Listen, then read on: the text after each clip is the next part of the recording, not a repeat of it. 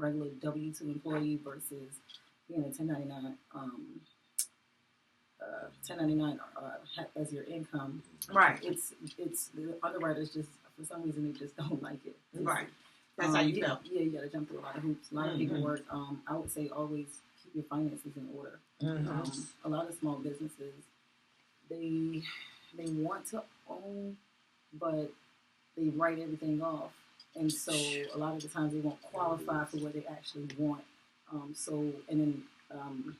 Banks, they don't like to see a decline in your income or your business. They want to see each year that you're filing your business is growing and it's actually a profitable business, because obviously you have to pay them back for the loan that you're giving.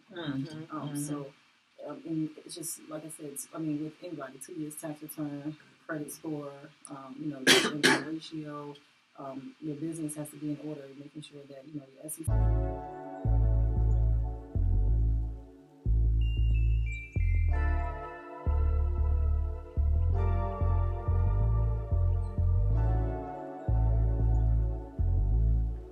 Well, hello there, Flawless family. It is I, Tiara Walker, and welcome again to another episode of Flawless Living Made Simple with me. Okay, now today I am super happy, first of all, that you tapped on and started watching this episode. We are growing and we are showing how amazing it is when you get really dope people together with those amazing winning mindsets. And of course, we're going to make sure that on each episode, there's something that you can learn, that you can grow, that you can take or share with someone that you know to increase your ability to either accomplish your goals, to attain wealth in real estate or home ownership.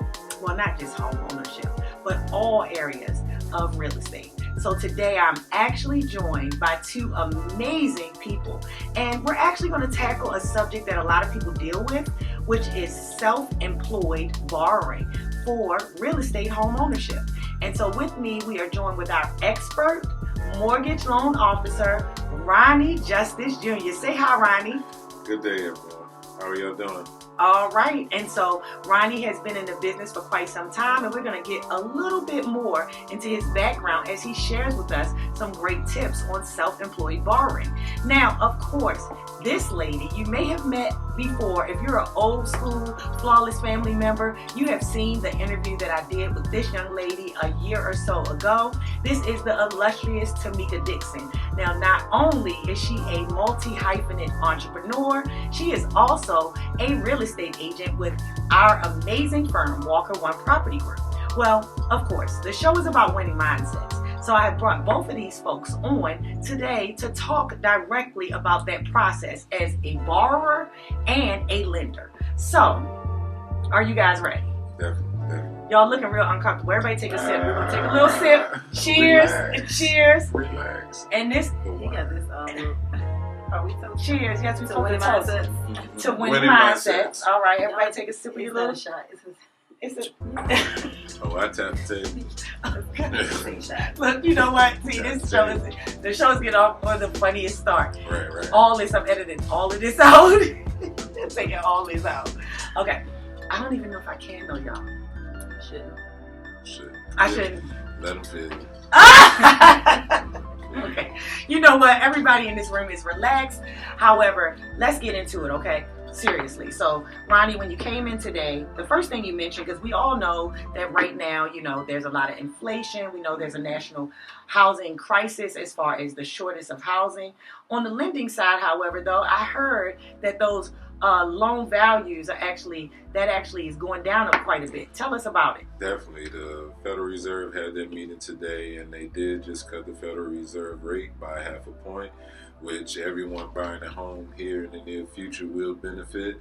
I say even this week I locked the loan in at 5.5%, which is great for the market right now. So even hearing today that the Fed rate was cut, everybody should be trying on that path to become a homeowner right now. Rates shouldn't be an excuse.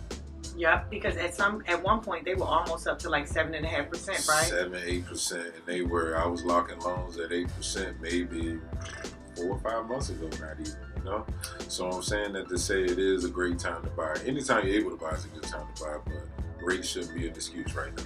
And you know what? I want to say right now, publicly, that actually then that would mean that all of those lenders that were telling you to buy now and refinance in 6 months to a year were right this time. They were okay? Right. They were right. They were Because right. anybody that locked within the past 24 months, now that the rates have dropped, if you kept your credit stable, now is the time to refinance. So reach out to Ronnie. Yes. He can close loans across the entire U.S., okay? Yes, Unless you're in 48 South states. Dakota, Yeah, okay? we If you're in don't- South Dakota, Right, sorry, right, but still subscribe. Still subscribe. We'll find you somebody. But Definitely. everywhere else, Ronnie got you. So Definitely. if you need to refinance now, let us know.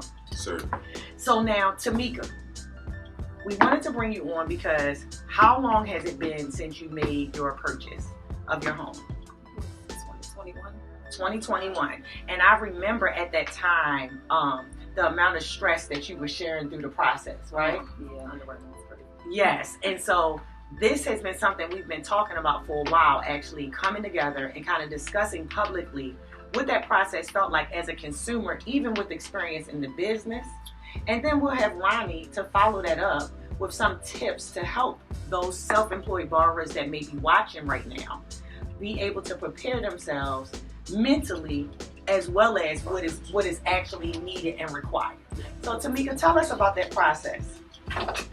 Well, the process is, How was it for you? from my view, Yes. as an entrepreneur, in a small business, I felt like it was very challenging.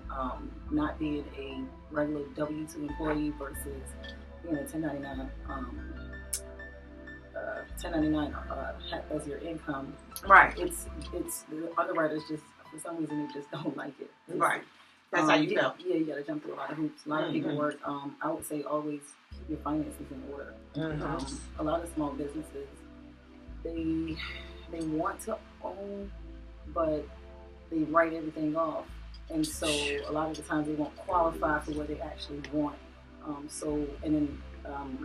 Banks, they don't like to see a decline in your income or your business. They want to see each year that you're filing your business is growing and it's actually a profitable business, because obviously you have to pay them back for the loan that you're getting. So it's just like I said. With anybody, 2 years tax return, credit score, your income ratio, your business has to be in order, making sure that your SEC fees are paid, your names on the bank account, bank statements. It's a lot. You got to create you a file and just start, knocking it off. down. Yeah, it's a lot, but it can be done. It's not something that's impossible. Well, no, you are a testament to things that other people can't do being done, because I see you do it all the time. I see you overcome. I see you make things happen in all your businesses all the time. No matter what you're pressed up against, you figure a way to work it out. And so that's one of the main reasons why I wanted you to come on and talk to people about it, because I do know that you've been in business. Your trucking company, how long has that been? I started trucking in 2016. 2016. Now, here's the big question. Were you doing the taxes right from the beginning? Or did you hear along the way that I should do this and take this serious, and then you come to it? Because I don't feel like that when you went to bought the house, you had to go back and do taxes. No, I You was on top of it. Yeah. So when did you take the taxes seriously from starting your business? Was it right from jump? Because I know a lot of times there's small Black business owners, right? Or minority, yeah, it's just like, it definitely is. And this is not to say just Black people. I've dealt with many clients that have had to step back for a year or two to claim the proper taxes to get what they can truly afford because of the substantiated losses they've taken on previous year's taxes, right? So I've seen it happen many times. And that's one of the things that I always try to talk to new first-time buyers about, especially when they're self-employed or one partner, right? Because it was just you by yourself too, right? And actually completed the purchase. Yeah. So I know that had to be stressful. Yeah. So when did you start taking the taxes seriously? I'm gonna say like 2000, maybe 18, 2019. Okay. I met a builder actually, and he started just asking me about my taxes. And I was like, why do you want to see my taxes? And he just kept asking me about them. And he was like, I want to help you with your hand, but I can't help you if I can't see your card. And so then at that point I was like, okay. He was like, it's a lot of write-offs, stuff that you really don't necessarily have to get back a refund for. And people think getting a refund is like the greatest thing in the world, but then when you go, that's why you're kind of stuck. Because you can't go and buy because you're showing that you took such a loss that you have to get a refund. So it just gets kind of, once you realize that and you're like, okay, they want to see my business is profitable. So then you start organizing yourself so that your business not only is profitable, but looks profitable on paper. Absolutely. And you got to separate yourself from the business, by creating a corporation or LLC or things like that to separate yourself so that when you do go into profit alone, they can see that the business makes this, but you also as an individual, you earn something. That's corporation. That's what I did. I'm pretty sure you're familiar with having people. Is that like something that you would say that is better for taxes being an S corp? I mean, yes, and you can get the benefits of, just a business having an S corp, but irregardless whether it's an S corp or LLC, if it's actually still on a structure and put together, right, it still don't benefit you. Right. Yeah. But yet it's still, like you did, to say the S corp is more beneficial for the business. But as far as from my end, looking at whether it's an LLC or sole proprietor, whatever it is, it's going to be the same It's as all far about how I the pull profit. the income. Yeah, it's the profit loss at the end of the day. Well, if you do the S corp, you do save yourself self-employment tax. Absolutely, no, the Right. double Right. taxation, Yeah, right? right. No, I So that's why I was saying yeah, it would benefit 100%. the business, period. Right, it Yeah. benefits the business, but from the lending standpoint, it's just about being profitable. Yeah, Right. it's Right, showing and that You want to it's see income. that your business is profitable. and Right. progressing, like she said, a downward climb. It makes us look at how we, assess the income differently. You know what I mean? If you're showing a decline. Okay. We'll do averages or what have you. It's a different way to calculate income. But like you said, if you are on an incline, then it's a lot easier. You know what I mean? Yeah. Even if you steady, you know what I mean? Just gonna be Right. That's why when I did when I looked at my taxes, I was like, okay, and I really, I think that I kind of shocked myself because it's not like I really prepared myself like, okay, I'm about to buy a house. The house I was living in, the homeowner wanted to sell it, and I've been living there for a few years, and the house burned down. They redid it. It was very modern. All the pipes and HVAC, everything was new. So I was like, one of my friends was like, why don't you just buy this house instead of trying to move because the rent is very expensive. I'm gonna pay the same thing, but I won't be paying this. So I was just like, And then I went and applied for the loan. I got approved, and then as they started asking me for all these documents, I just had them handy. And I was just like, oh, I'm way more structured than I thought I was. Right. I started and then I was like, this is a lot of stuff they were asking for. I created a folder so that I can put together some type of program for self-employed people to buy. That's going to be coming. And see, with what she said, I want to focus in on this really quick because, as we always say on the show, winners stay winning. And see, the difference between success and failure is being prepared when the opportunity presents itself. So you figure that one of the things that she just said that I want, anyone watching to see is that in preparation, not for the housing purchase, but just to ensure that her life was in organized status and in an organized fashion as it relates to her business. She was then able, upon taking opportunity of purchasing a home, realizing, hey, you know what? I already have these things. I've already put these things in place. I'm prepared for this opportunity, right? So even throughout the stress of it, you were already pretty much situated to present what they needed throughout the process. Right, and the biggest thing was the taxes, because whatever your taxes say is what your bank statements and things are kind of going to reflect. You're going to see those deposits coming in. You're going to see that income coming in. They're going to ask for 6 months. If some money hits your account that was cash, they're going to want to know where that came from. So for 6 months or better, you need to make sure that your account is actually reflecting what you're trying to do. No big purchases, no running your credit, a bunch of increase. So there's a lot of things that go into that, but taxes, having the reserves, having that income that they're going to have to see you're still making income, making sure all your business documents are up to date, up to par, you're active with SEC. But someone, when I say go back to taxes, someone told me, hey, the way you file your taxes is not the way that you are. It's not going to help you in the future. Or the things I know you want to do, you can't do it continuing to file your taxes this way and continuing to try to, I guess people say beat the system, but you're really beating yourself out of your whatever it is. Whatever you really Exactly. earned. Exactly. It's like, it just makes no sense. And so when he educated me on that, And like I said, I wasn't prepared to buy a house. I didn't say, okay, this is when I buy a house. Right. He was like, this is when the bidding war was going on. Mm-hmm. And where the house is situated, we would have definitely gotten a nice change for that property. And I was able to, because I was a real estate agent, I was able to come up with a good deal a little bit, you know, thanks to my girl, you know, all her good teachings. Yeah, I got what he was asking and the appraisal. I got the appraisal price. The asking price. So I didn't have to come out of pocket any extra money. It was a good deal. Yeah, no, and it's a beautiful I got closing costs. Yeah. In the middle of the pandemic, they were like, how did you get that? Yeah. The guy that did my mortgage, he was just like, I hadn't seen a contract like this in a long time. Yeah, no.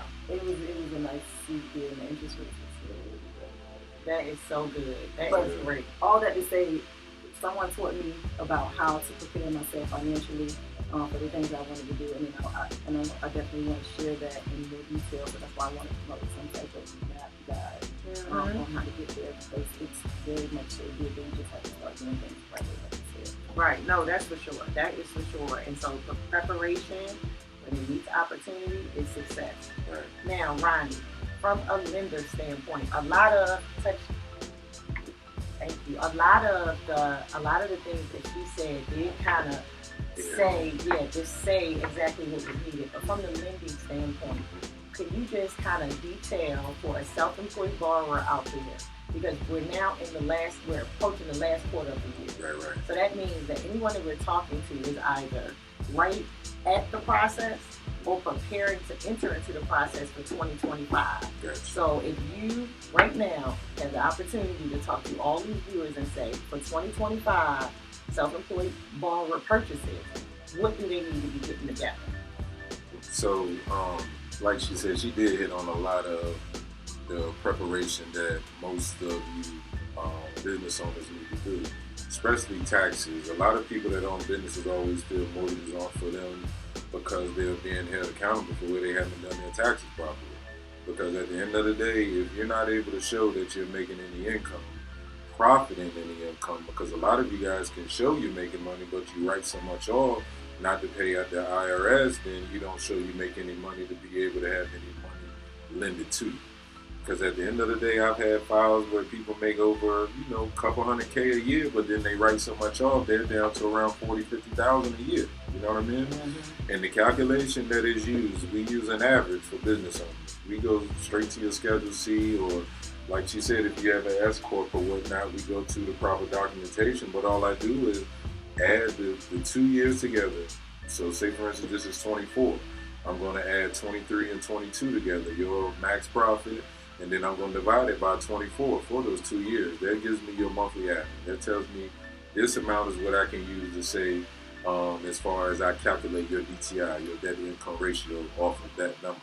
So once that number comes in, so say for instance in 22, you only claim around 20,000 per se, right? Right. And then the following year you did around 50. You at 70K for your business for those 2 years. And once I divide that by 24, that's your monthly budget.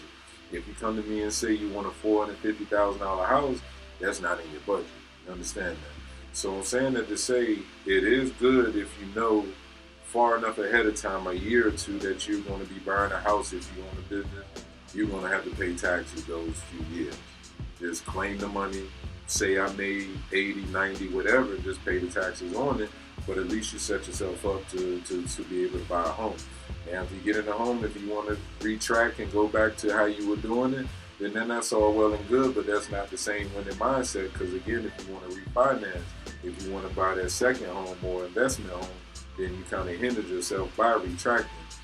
On the other side of that, there are multiple loan products that are for self-employed business owners now. I can get a month bank statement, 2 months bank statements, and write a loan off that alone without even looking at your taxes anymore. We have profit loss statements. I can get 2 to 12 months worth of those to do a loan. I can get bank statements. I can get anywhere from a year to 2 years worth of bank statements from you.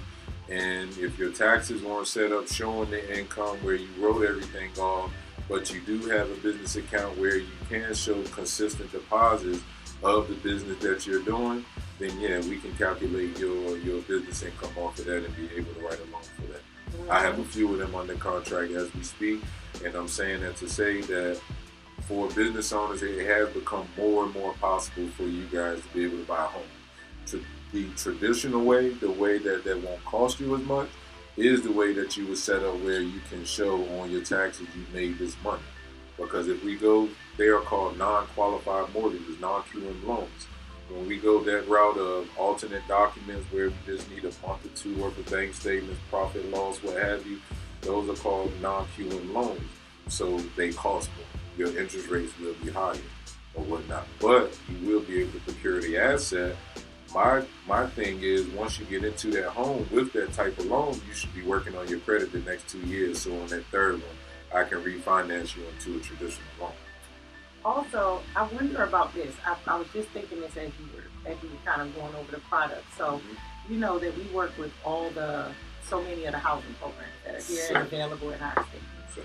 And we know that those programs a lot of times do have income limits depending on your household mix, how many people, whether or not you have a partner. Right. So would you suggest that like a business owner that is in with that first 5 years, not earning the fullest of their potential, but getting their credit and also, you know, just maintaining the taxes, showing consistent growth, should do their best to kind of try to purchase before they hit their maximum income potential so that they can still qualify for all the programs? Because the only reason I'm asking that is because I have a lot of times where business owners will come to me and they've been in business for 5 years, 7 years, 8 years, right? And now they are making too much to qualify for so many of the programs. Right. So that's one of the great things with Virginia Housing.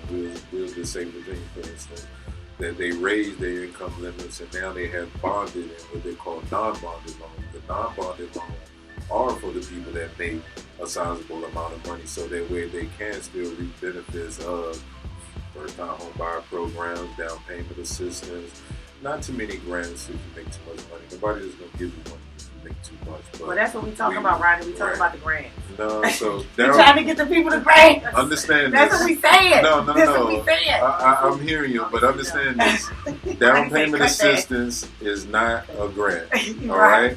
When I get you down payment assistance, anytime I get anybody down payment assistance from the state of Virginia, Maryland, or whatever state it is, it's only a loan. They give you a loan that I build into your first mortgage or whatnot to be able to purchase. But you don't have to come to the table with that money. You see what I'm saying? So but it is. It's like a miniature second. It is a miniature one, but they only lend you the money for the down payment portion, and then they give you your main mortgage, right? So I'm saying that to say, even with people that make too much, sometimes they still need that down payment assistance because they may make a lot but not have enough liquidity. Right. So then that way I'm able to give them that down payment assistance, and that way all they have to do is pay closing costs. You get a great realtor or whatnot that will negotiate. The seller will end up giving you 3 to 6% of the loan or whatnot. And then with that, you probably can come to the table with under $1K for a house purchase. You know what I mean? What? So I'm saying that to say it is possible for people that make a sizable amount of money to be able to get help. There are multiple programs out here for you. You just have to run the numbers. I mean, if you're making over 200, then there's nothing to talk about. You should be already prepared to do what you need to do for yourself. But around 160 or lower, then there are programs that are able to help you out. So I challenge you that are watching, self-employed borrowers, please, I challenge you now to take a look, or if you recall, if you're not a homeowner, but you've been considering home ownership, and in just this past 20 minutes or so, you've heard that interest rates have dropped. I don't know why earlier I could not think of that word. I was really trying to think of like loan program. I was with you. Huh? Yeah, I know you stuck in there with it, but it was interest rates, y'all. So the interest rates have dropped. And like Ronnie just said, is that if you're at or below 160 or above 160 and still considering purchasing, the interest rates have went back down to a 5.5%, and that is FHA, Ronnie was talking about. Yeah, that was an FHA. Take a look at those taxes, because I tell people all the time that the best time to buy in our marketplace is going to be between September and February, right? If you're talking about being competitive, not as much buyers on the market, we've also had a significant over 6% increase on homes on market in our general area, period. as well as, immediately following elections, there probably is going to be a flood of properties on the market, and or there are going to be a lot of properties that come off market. So I think that now will be the time to begin looking so that you can be home for the holidays. Or if you're planning to buy at the top of the year, we got Tamika Dixon right here. She's prepared and ready to help you. And she's our new home specialist. So if you're considering actually purchasing and building, she does have a construction firm that is working to help build new construction in our area that she is in direct alignment ownership with. And so you can reach out to her at amaxhomes.com. Is it .com? Yeah. It is? Amax Homes, AMAX Homes.us. And then Ronnie Justice Jr., he is with OVM Financial. And Ronnie, all his information is below. But Ronnie, is there a direct way, an email or a phone number you want to share while we're on the scene? If anybody wants to reach out to me, you can reach me at 757-839-6107. My email is rjusticejr@annie-mac.com. They thought the show was over. Go ahead, because it's not. Y'all thought it was over. It's not. How does underwriting look at amended tax returns? So and that's the thing, and that was another part, and I'm glad that you brought that up, right? Because oftentimes when we get with self-employed people, they always want to amend their taxes. If you do 1 year, sometimes that's cool. If you got to amend 2 years, to me, it's better to wait. You open yourself up for liability. You may get audited or whatnot. So I'm saying that to say, but sometimes underwriting will look at it. If it's 2 years, then it's questionable, especially when they know you did it just for this purpose. Mm-hmm. But 1 year, that's somewhat justifiable because there's other things that you can explain why that was needed for you. You know what I mean? But 2 straight years, that's tough. But I'm not saying it's impossible because it's not. But I'm saying it is tougher. And then me, I would be more nervous about doing 2 straight years amended to you're right, because you're increasing your income if you're amending, right? Yeah. And then you're going to have to go back and pay the taxes owed on that income that you're now claiming for those past years. So again, like I said, they may be happy to receive your money, but why all of a sudden you're saying you make all this money in this short time span? Right. Okay, so another question. So if they sort of frown upon a 2-year amended tax return,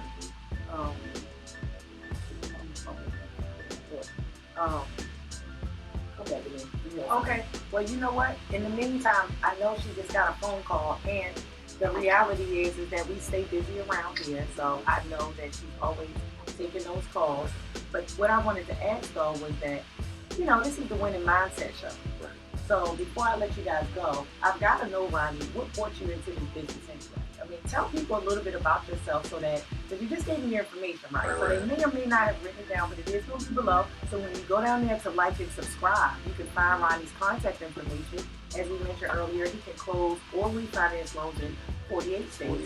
And then we've got our amazing new home specialist and agent and multi-hyphenate entrepreneur here. So if you want to learn more about her, you can connect with her. We got her Instagram down below. We have her website down below and her contact information. So you definitely can. Ronnie, tell us a little bit more about what brought you into the mortgage business, because let's just not forget that Ronnie as well is a multi-hyphenate entrepreneur. And so a lot of times I just don't mention it because he doesn't. But we all know that he's a multi-hyphenate entrepreneur. So what brought you into this business? I'll say what brought me in this business, honestly, I was bored, right? I needed something to drive me, give me a little bit more purpose. Because like she said, I've been a business owner, but made money, but my heart wasn't in it. So now I have something where I'm able to give back to people. I'm able to help people, whether a dollar's attached to it or not. I'll teach any one of you how to buy a home. So I'm saying that to say I knew the people needed of me because I don't mind meeting you where you are. I'm more relatable than most people you'll sit in front of, and nobody I go to back to for you the way that I will.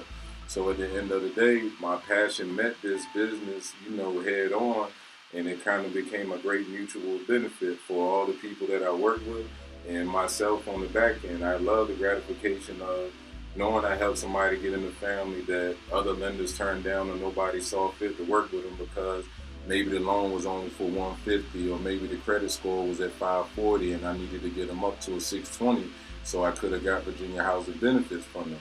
It might have took me 6 months to make a couple thousand, but to me, the benefit was that family and the gratification that it came knowing that I stuck in the fight with them to get them to the other side versus just turning them into a dollar sign because I knew they wouldn't close in the next month. So at the end of the day, I'm almost like Harriet Tubman coming back to that fence trying to free y'all, you know what I mean? Absolutely. So at the end of the day, I'm just trying to do my part. I'm here to serve the people as much as possible. I try not to, I don't post much. I'm just now getting into it for the marketing purposes of it because I feel like I'm glorifying me serving my purpose, you know what I mean, when I do post.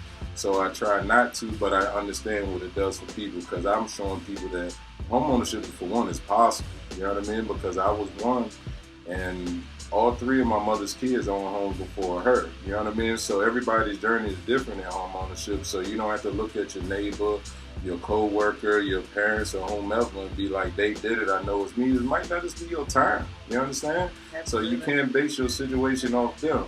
So at the end of the day, you want to get what, for me, somebody who will work with you the same way I will if it's not me. Even if you're not working with them, you still can call me and hold them accountable. Absolutely. That's great. That sounds like really genuine. I mean, I'm kind of surprised. Not because I work with you all this time. Right. I work with you all this time. I definitely been working with you for a while. But that came out so smooth, right? That was like that was some real stuff. Okay, that sounded good. But it was the truth. My heart is pure. I'm here for y'all. And you guys, this is a different type of episode because this is my real team. So these are not this. You see, we have our little, little sips and stuff, which is just some deliciousness in the form of sweet wine. Right? We just had a little wine today. However, this is a different episode because as the show continues to grow, I also want you to have an opportunity to know why we're called Real Estate for the People, right? Our company tagline is Flawless Living Made Simple. That is true. And that is because I feel that you believe that you deserve to have access to the information to reach your goals, simply put, right? And today's episode may seem a bit more relaxed, and even though we are still conversational and interviewing, the reality is this is my real team. Tamika Dixon opened this firm with me. She was my very first agent that came on, and throughout this time in this past 3 coming into 4 years, she and I have been able to accomplish so much in helping those in and around the community throughout Virginia, throughout Hampton Roads, and our colleagues nationwide that may just need a word as it pertains to real estate, wealth, and home ownership. However, as we discussed, Tamika is also a multi-hyphenate, so please tell us a little bit about your other businesses, things that you would choose to share that you have going on so that people can connect with you because, winners stay winning. Tell us, Tamika. I like the sign in the door. The world needs your point of view. Absolutely. Like that. That was good. Especially with you saying you didn't know that was his point of view and why he I didn't have to look up and see that. Yeah, no, that was good. That was some good stuff. I do hair on the side. I was about to get you for real because I swear. 2016, I started a trucking company. Just kind of got tired of corporate America. Always working in, like a corporate America type of industry. So I got tired of that. Bought a truck, started a trucking company, became a carrier in 2018. I started business at 16, but I didn't actually go under my own authority until 18. And then still currently trucking. Yep, absolutely. So I have 4 trucks now, and I have a dispatch service, but I'm working on the dispatch class. I haven't launched it yet, but it's something I'm thinking about. Just because I know a lot of people create money for a lot of stay-at-home moms and things like that. Absolutely. So I just want to serve the community, as you said. And then in 2018 or 19, I believe, 2018, I got my real estate license. Mm-hmm. And then just, like I said, I met a builder and we were doing a lot of projects together. That's how I kind of fell in love with new home and new construction. It's just something about it. It's just so amazing just to watch the land just turn into, that nice, whatever you imagine with the blueprints, all that stuff. It just excites me. But Ronnie got me thinking about wanting to be a home officer. Right, and it's possible Right, because right, that's right. the I'm thing. thinking about like Yeah. I'm listening to you and I'm thinking like, especially with the process that I went through with buying my house, it's like I feel like okay, the process can't be that different. I mean, it's pretty much the same process for everybody, just a couple of different documents. But if I could help people on both ends, that would be pretty dope. I'm not trying Yeah, to but take it, also- I want to learn It's from enough money for yeah, everybody. exactly. Right, I and- like that. Get I'm enough. just enough for everybody. And the other thing is, you're really, really good with numbers. Yeah, So, that's like, my numbers is definitely your thing. Yeah. I think that would be a great benefit. It's something for you to look into and to possibly determine to do because you are very, very good with numbers. The brokers, when I talk to the brokers, when I'm dispatching, they'll be like, oh, this is the rate. I'm like, hold on, wait. Oh, no, that's not gonna Right, work. right, They're absolutely. like, how did you come up with that? This no, it's not going to work. Right, and no, And more money, or we need to work. Right, and so that's what I'm saying is that the whole thing is that our whole team are committed to helping you reach your goals, whatever they may be, especially as it relates to residential real estate ownership, investing. Yes, you have another thing. I don't remember my question to you, but before we leave, I'm going to figure that question out. Right, Okay. right. Put that in the plan. But you just said something that kind of sparked me. You asked me a question I didn't really open-ended. When I was younger, I wanted to be a lawyer. Okay. Things happened. I didn't end up going to school to be a lawyer. I started working in the labor, in the field, and I just never looked back. I just kept going, just kept working. And I told myself when I was like 18, I said, well, then I'm not going to be able to be a lawyer, which I think I might still go to school for that too. I think I'd be a good lawyer, but either way, I'll be a lawyer, a loan officer, No, for a real sure. estate agent, a mortgage carrier. But so I was thinking that if I can't be a lawyer, then I want to own a chain of businesses that will always be in demand. So I'm thinking, when I started trucking, I didn't even know anything about trucking, kind of just fell into it. Trucking will always be in demand because it doesn't matter where you put it on. Right. A train, Right. a plane, a boat. Right. You got to go Right. on a truck in Right. order to get to us so we Yeah, can purchase yeah. the product. So Right. trucking it's the rates are down, just like real estate rates are up. Rates in trucking is down, but it's not going anywhere. Right. You just have to make it better. And then real estate, well, always going to need shelter. Yeah. Or it's just always It's going to be not going to commercial buildings. You always need to be there so that we can go into the stores and pursue real estate is a business. And then I started selling cars. And who doesn't need a car? Right. Always. So, Somebody going to Cars, real estate, trucking, like, it's just like, I feel like those are all businesses that will always be in demand no matter what the economy does. You can't really not have those things. It's not a service that you could just say, okay, I don't want that type of car anymore. Well, you could, but we don't have a lot of public transportation here. Right. Right. In Virginia, that's not. In New York, maybe. But you're always going to need somewhere to live, whether you're renting or buying. And then we're going to always need our trucks. Make Right. sure when y'all on the road, move over for the truck drivers. Let them Right. by. Don't cut them off. Right. Don't get beside them where they can't see you. If you can't see them in the mirror, they cannot see you. Right. They're working. They're trying to provide food, water, clothing, medicine, any toiletries, everything that we need to live. They're providing it for us. So just make sure y'all watch out for them on the road and just give them as much respect as possible because it's needed. They're like military personnel. They're very essential. And if we don't have them, we don't have anything.